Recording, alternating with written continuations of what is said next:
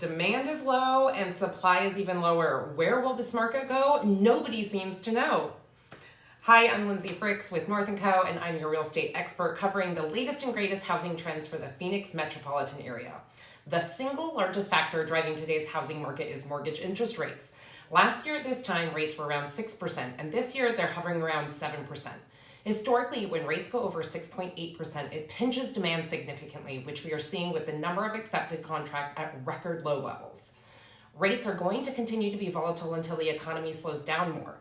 Inflation is cooling, but the last report had the consumer price index at 4%, while the Fed is still targeting 2% inflation before easing up on the economy.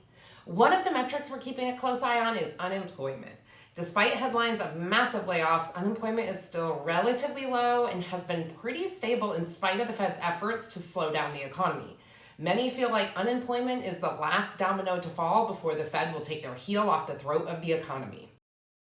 If you're a first-time home buyer, now is a great time to jump into the real estate market, and here are 4 reasons why. 1, cash purchases are down 33% versus last year, so you're not competing with institutional investors and people who have much deeper pockets than you do, and they tend to drive prices up.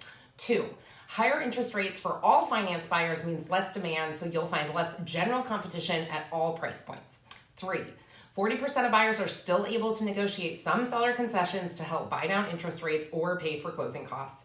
4, when rates come down, I'm predicting a frenzied market like we've never seen before, with over a year of pent-up supply and demand. This will almost certainly drive prices up and create a manic market that is very challenging to operate in.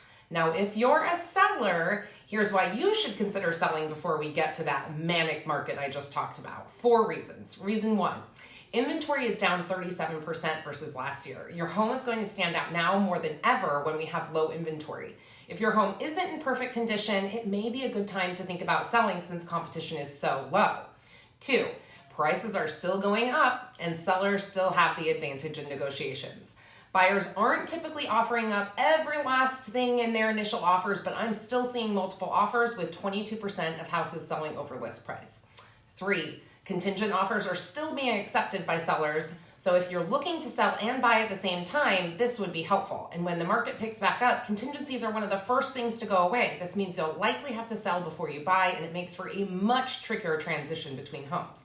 4, if you've owned your home for more than 2 years, you are in an awesome equity position and will have a sizable down payment that will help you offset the increased cost of borrowing. Of course, for buyers and sellers alike, only you know if it's the right time to buy or sell based on your personal situation and finances. Don't ever let anyone convince you one way or the other, regardless of what the market data says.